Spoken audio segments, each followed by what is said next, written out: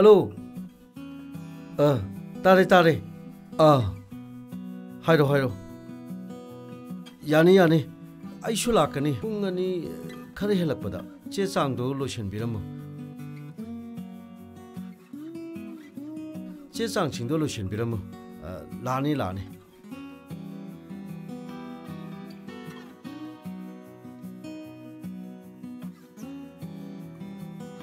Kaidoragi shabo. Ha.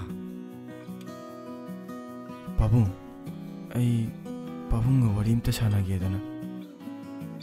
Hayune. Pabung na ata chatlo habado. Ai chatlage Pabung. Ai yarage. Aduni dana isa side. Punchi habsidine. Hiram khudimakta lanthena gadawni ko. Adudane asengma masak thokpa haibado soidana oigani ko. Ado Pabung. Aina chatringai sida. Kaidoroba. Hayune. Ai Pabung aina habado. Ai lo yajarage. Adubu aina chatringai sidane. Pabung. Moidamda chatpiyo. Hai, kanagi dano ne he. Thajoidane Pabung. Tomthin. Mahaksa aiga nuksinabane. Adugisu mathakta kanagumba amagi mafamda aigine haina uninge Pabung. Ipagi bungo. Isagi sumatam haibado soidana lakhini ne. Adumakpune. Taha tawbudi. Ipa pamde ko. Pabung. Sumnatagi maga aiga marise ahlam masing khanganing bagini. Adumakna ai hausi ate lohongage na di hajagiroida Pabung. Ipagi ibungo. Ngasi isana lauriba phirepse. Ipana yaba ngamoine. Isagi punchina. Hanagumna halakpa matamduda. Mittagi pi soidana chintagani ne. Mado ipa yengma ngamoine. Maga aiga nuksinabane. Akoinigi pusi khongloi semjage habane. Sida aigi mitki pisi kaigino Pabung. Maduna hena aidi harawma monokani. Tomtil. Ichabu wakhal amuktadi taro kaidobagene. Ipa yamna wari ne. Ngasi yum masida. Thoibina asuk wajari base. Nang amuktadi khanthau ne. Nongmadi magi mapana Ichabusu soidana wakhan tarakini ne. Pabung. Si matang sida thobi pusalakan. Tomthin. Madegi marumne. Aina pusi khongloi semjage habada.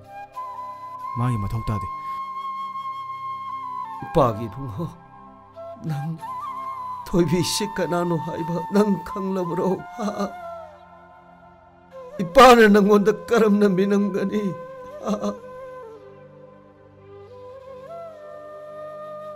Pabung. Aishu hangena khalamin. Thoibi sikanan. Imung siga maga kari mailene ki Pabung. Adugi sumatakta aigi damakta suyamna mara kya lobirisa. Nati kaigino Pabung. Aigi mitta aigi wakhanda mahaksa mami oina tatana uye Pabung. Haibiyo Pabung. Mahaksa kanano? Wahangado ipagi ipamda isana kaidongai hanglakkane kanna wana ngairakhibanine. Thoibi se atai kanasu natte ne. Nangi he. Pabung.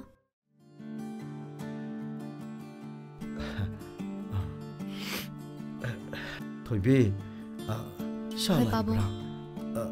Lao, Pamula. Pabo, ngasi di kem chat pidra ba? Ngasi di babung say, Pothara again, Pothara bani. Pabo, hakchang ang bidabra. Karisu tau dia da. Ado, Shala pa yang na pare. Ibungo say, hidak kara pisaram. Hidak sabase, adum hengang ni. Pikta pikliba angang masaksunate. Thoibe, Madam Zukangdana, Nati, Kayuna Hidak Jatuja. Hidak Jarosha. Ho, maram na bagine. Maram na ito mi amtane, hidak sadam. Oh, Madam Dune, I know Mayam Dangije.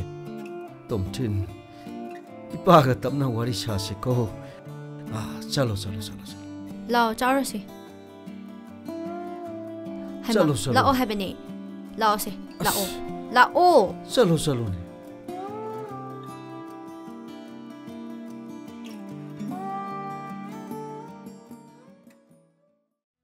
Ada satni habda kan darage. Walida, Tamarina Layini. Hoi fari, hayang kona sa amday da amu una bahaydan.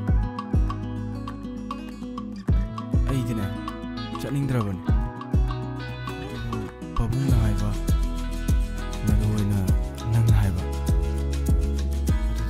Ay ganito pali Dragon. Tama, tataba yada bani. Hoy siya, chat lagi. Ado, kayo namin yung kama ba? Friday ni kayo na. Loy Masaje, ganito romantic wa jadi. Is, amu ko tuk na lariba. Sad haro ko doroga. Ngasize aina nawondane yan hana nusi hagiba numito ngasize Haima, aidi kauthore dana. Adidi tamo ngasize ibani gi sahi phaba numinine. ngasiಗೆ nusimadi ai pushini lari makai kaurora matam chupagi oina ai famda adumuk jaina haktuna leurani Tamo, kay Zainano. Ha? Ay bro. Ay bu kay haigrage. Tomtin.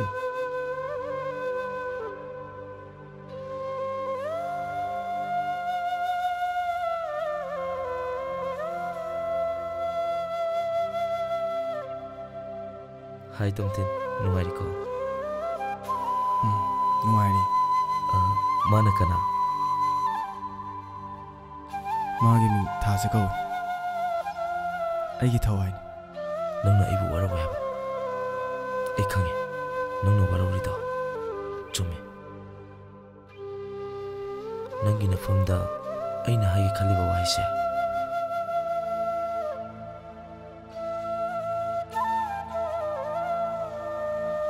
Hujik haibada utang yam chadraba. Kaisu kaidi. Nangna hainingido ai khang. Aduga masu khangman. Kaisu kaidi adum hai. Tamo, masi kanano. Mangan ko bune. Laijagi boyfriend. Laijada. Aigidi asing momorne. Ma ai picnic edegi tinarapane. Masi punamakse nangna mongondagi laptop uyanaba akoina sinmane.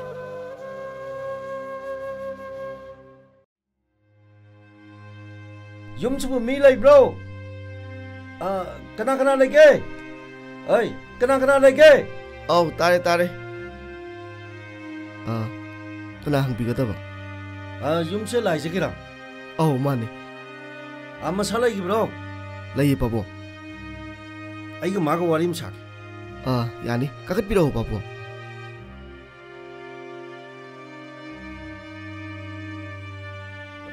Ibemo. Nanguna ba mila ine. Da tholo une. Pabo ngai gadra mama hai gadra. Thola ni ngak tang ngai bi.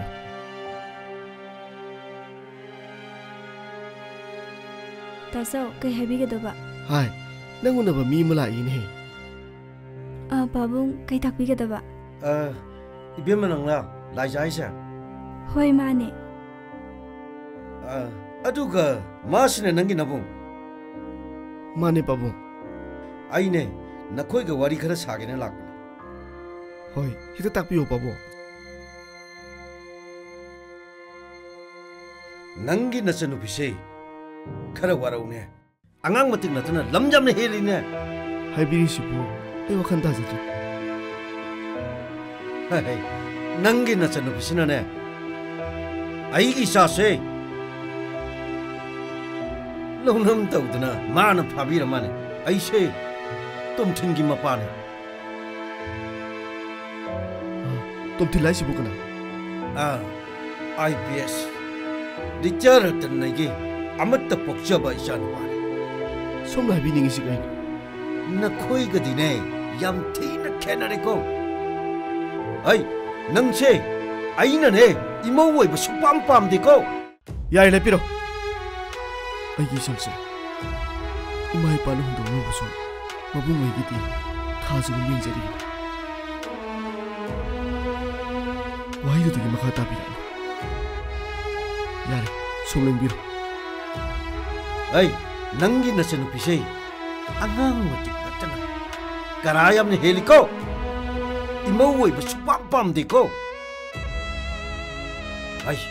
अईना हारिबो वाफम सिनने अरोइबने नखोई नसागी फिरम सु येंगदना अईना करमने इमौ वइदोइनो हा सोमसु सोमगी सादो सोमनो वरकपियो अईसु अईगी चलसे अईना वरकजगी मसी हाइबो नुमिसिदगी सोमगी सादो लेकाइसिदा अमुहना ओलकनो करिगुंबु लमहेन लाबा मचल लमगी दमक मबुंगने के दोरके हाबदो मिकुप्तु the खंगनी अईगी शागने मतुना मसोकदने नंगी युमसे तंगोई ओय ओय मखाता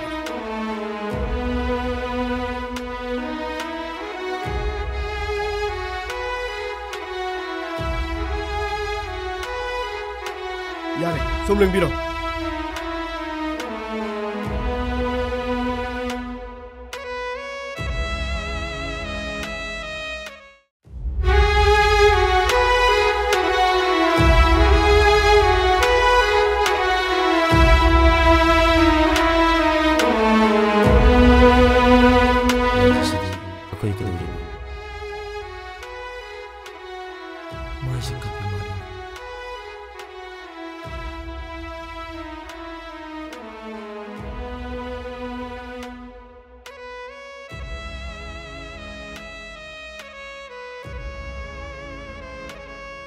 लाइजा किधरोगे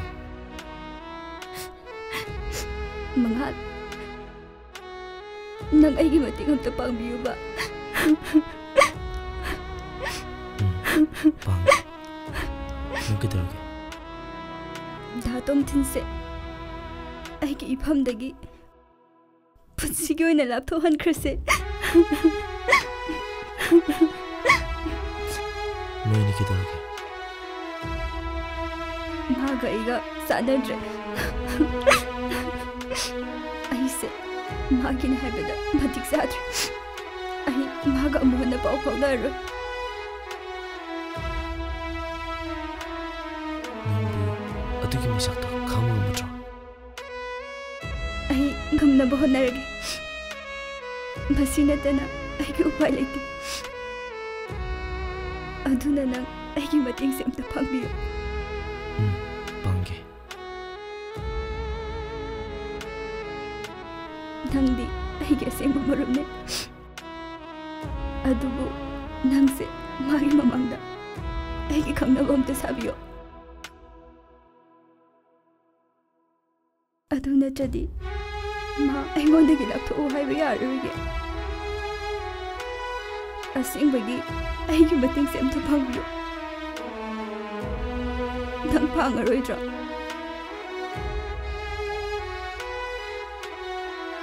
ऐसेतन पांगे सीनने माना नंगोंदगी लापथोक्लिबा ꯃꯥꯅ ꯅꯪꯕꯨ ꯅꯨꯡꯁꯤꯗꯕꯒꯤꯗꯤ ꯅꯠꯇꯦ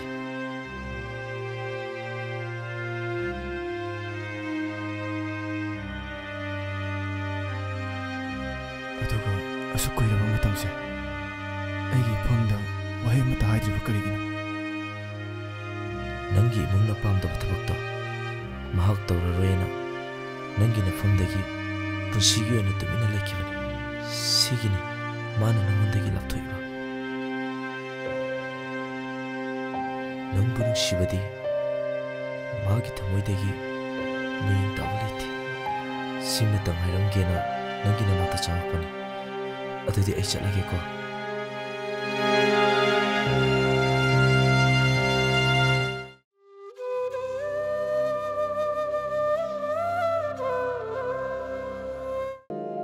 ꯉꯁꯤ ꯑꯩꯅ ꯄꯥꯏꯔꯤꯕ ꯅꯪꯒꯤ ꯈꯨꯠꯁꯦ ꯄꯨꯟꯁꯤꯒꯤ ꯑꯃꯨꯛ ꯍꯟꯅ ꯊꯥꯗꯣꯛꯏ ꯀꯔꯤꯒꯨꯝꯕ ꯅꯪꯕꯨ ꯀꯥꯎꯊꯣꯛꯀꯦ ꯈꯜꯂꯛꯄ ꯃꯤꯀꯨꯞꯇ ꯑꯩꯒꯤ ꯄꯨꯟꯁꯤꯁꯦ ꯑꯋꯥꯕ ꯆꯩꯅꯥ ꯃꯌꯥꯝ ꯄꯨꯖꯒꯦ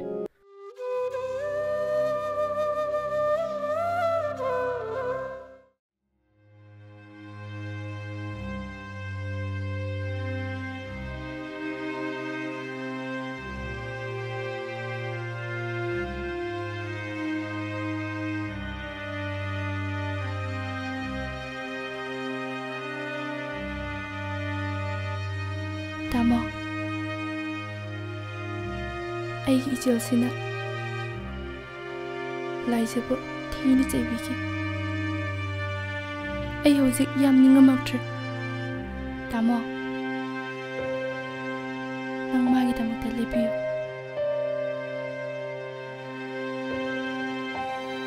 ꯃꯤꯒꯤ ꯅꯨꯡꯁꯤꯅꯕꯗ ꯑꯩ ꯈꯠꯒꯦ ꯅꯣꯏꯒꯤ ꯃꯃꯥꯡꯗ ꯁꯤꯗꯒꯤ ꯑꯩ ꯑꯃꯨꯛ ꯍꯟꯅ ꯎꯍꯜꯂꯔꯣꯏ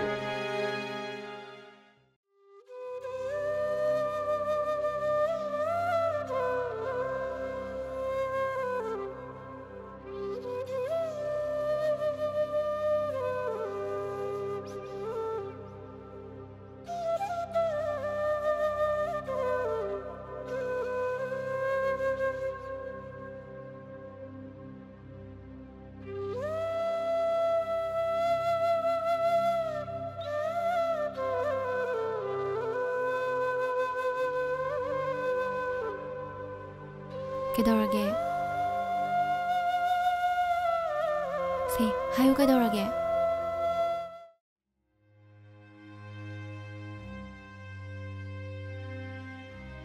ꯗꯥ ꯇꯣꯝꯊꯦꯟ ꯀꯩꯗꯧꯔꯒꯦ ꯅꯣꯏ ꯃꯌꯥꯝ ꯅꯉꯣꯟꯗ ꯁꯥꯟꯅꯩꯁꯤ ꯀꯩꯅꯣ ꯅꯣꯏꯅ ꯑꯩꯁꯤ ꯀꯩꯅꯦꯅ ꯈꯟꯒꯦ ꯅꯣꯏ ꯃꯌꯥꯝ ꯄꯦꯜꯂꯕ ꯅꯠꯇ꯭ꯔꯣ ꯑꯩꯒꯤ ꯃꯤꯠꯇꯒꯤ ꯄꯤ ꯆꯤꯟꯊꯕꯁꯤ ꯎꯔꯒ ꯅꯣꯏ ꯃꯌꯥꯝ ꯄꯦꯜꯂꯕ ꯅꯠꯇ꯭ꯔꯣ ꯃꯤꯑꯣꯏꯕ ꯈꯨꯗꯤꯡꯃꯛꯄꯨ ꯆꯞ ꯃꯥꯟꯅꯅ ꯌꯦꯡꯕ ꯉꯝꯗ꯭ꯔꯤꯕ ꯉꯁꯤꯒꯤ ꯈꯨꯟꯅꯥꯏꯁꯤꯒꯤ ꯆꯠꯅꯕꯤꯁꯦ ꯑꯩꯒꯤ ꯏꯃꯨꯡꯗꯁꯨ ꯊꯨꯡꯂꯕ ꯑꯣꯏꯔꯦ ꯗꯥ ꯇꯣꯝꯊꯦꯟ ꯅꯪ ꯀꯩꯗꯧꯔꯒꯦ ꯅꯣꯏ ꯀꯅꯥꯝꯇ ꯋꯥ ꯉꯥꯡꯉꯛꯀꯅꯨ ꯑꯩ ꯅꯣꯏ ꯀꯅꯥꯕꯨꯁꯨ ꯌꯦꯡꯅꯤꯡꯗꯤꯌꯦ ꯅꯣꯏ ꯂꯣꯏꯅꯃꯛ ꯑꯩ ꯅꯥꯛꯇꯒꯤ ꯆꯠꯄꯤꯈ꯭ꯔꯣ ꯀꯅꯥꯁꯨ ꯑꯩ ꯅꯥꯛꯇ ꯂꯩꯕꯤꯔꯅꯨ ꯑꯩꯁꯨ ꯆꯠꯈ꯭ꯔꯣ ꯍꯥꯏꯔꯣ ꯆꯠꯈ꯭ꯔꯣ ꯂꯣꯏꯅꯃꯛ ꯆꯠꯈ꯭ꯔꯣ ꯑꯩ ꯏꯊꯟꯗ ꯏꯪꯅ ꯆꯤꯛꯅ ꯂꯩꯖꯔꯒꯦ ꯑꯩ ꯀꯅꯥꯒꯁꯨ ꯂꯩꯃꯤꯟꯅꯕ ꯄꯥꯝꯗ꯭ꯔꯦ ꯄꯨꯟꯁꯤꯁꯤꯃꯒꯤ ꯑꯣꯏꯅ ꯅꯪꯒꯤ ꯅꯅꯥꯛꯇꯒꯤ ꯆꯠꯈꯤꯕ ꯃꯇꯝꯗ ꯅꯪꯒꯤ ꯄꯨꯟꯁꯤꯅ ꯅꯤꯡꯉꯝꯗꯕ ꯍꯥꯏꯕꯗꯣ ꯃꯆꯦꯠ ꯑꯃꯠꯇ ꯂꯩꯔꯣꯏꯗꯕ꯭ꯔꯥ ꯗꯥ ꯇꯣꯝꯊꯦꯟ ꯑꯩꯅ ꯈ꯭ꯋꯥꯏꯗꯒꯤ ꯅꯨꯡꯁꯤꯖꯕꯤ ꯃꯍꯥꯛꯅ ꯐꯥꯎꯕ ꯏꯐꯝꯗꯒꯤ ꯆꯠꯈꯤꯕ ꯃꯇꯝꯗ ꯃꯤꯠꯂꯨꯗꯒꯤꯅꯦ ꯄꯤ ꯃꯔꯤꯛ ꯑꯃꯐꯥꯎ ꯆꯤꯊꯗꯕ ꯑꯩꯅꯦ ꯀꯩꯁꯨ ꯂꯩꯇꯕ ꯅꯪꯅ ꯑꯩꯒꯤ ꯏꯐꯝꯗꯒꯤ ꯆꯠꯈꯤꯕ ꯃꯇꯝꯗꯅꯦ ꯑꯩꯉꯣꯟꯗ ꯀꯩꯁꯨ ꯃꯥꯡꯖꯕ ꯂꯩꯇꯦ ꯆꯠꯂꯣ ꯆꯠꯈ꯭ꯔꯣ ꯆꯠꯂꯣ ꯉꯁꯤꯗꯒꯤꯅꯦ ꯅꯪꯒꯤ ꯅꯁꯛꯇꯣ ꯑꯩꯉꯣꯟꯗ ꯑꯃꯨꯛ ꯍꯟꯅ ꯎꯠꯂꯛꯀꯅꯨ ꯆꯠꯂꯣ ꯅꯪ ꯇꯃꯣ ꯏꯅꯥꯛꯇ ꯍꯜꯂꯛꯈꯤꯅꯤ ꯈꯟꯅ ꯅꯪꯒꯤ ꯅꯨꯡꯁꯤꯕꯕꯨ ꯑꯃꯨꯛ ꯍꯟꯅ ꯐꯪꯖꯈꯤꯅꯤ ꯈꯟꯅ ꯁꯥꯡꯂꯕ ꯃꯇꯝ ꯀꯌꯥꯁꯦ ꯅꯪꯕꯨ ꯋꯥꯅ ꯉꯥꯏꯖꯔꯛꯄꯅꯦ ꯑꯗꯨꯕꯨ पुम्नमक अरेंब ओइरमे नंग हादगी पुंसिदा अमुक हलानु ngasiगी punsisida adumak layba oibiyo ai chatlage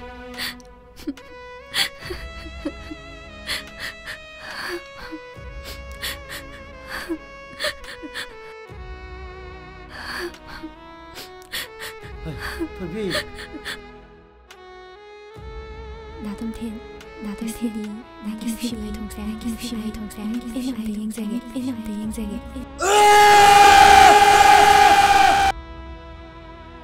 Housing numidang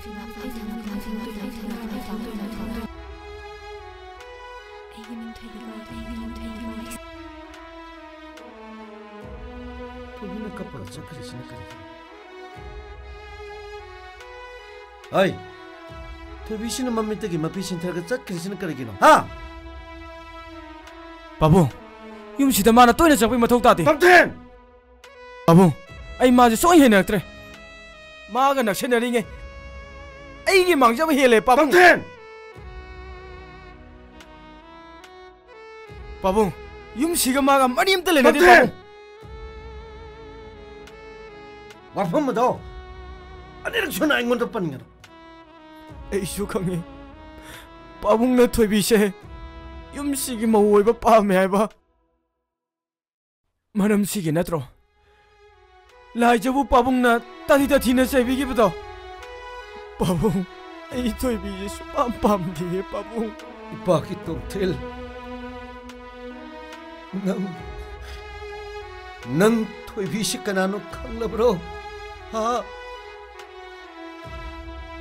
Thobhi na ngasi phau nang kumna sena jabagi maram Isa khanglabro ha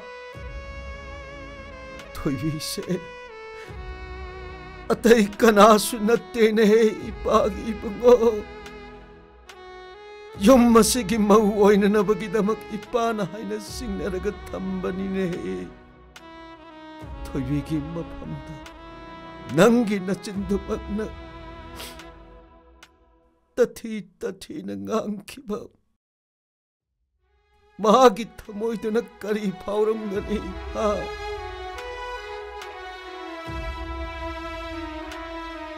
Pabung, thokliba thodok singse kaino pumnamak se aina matani singriba se hayo Pabung kaigino Pabung. ipagi Tamthen ipagi bungo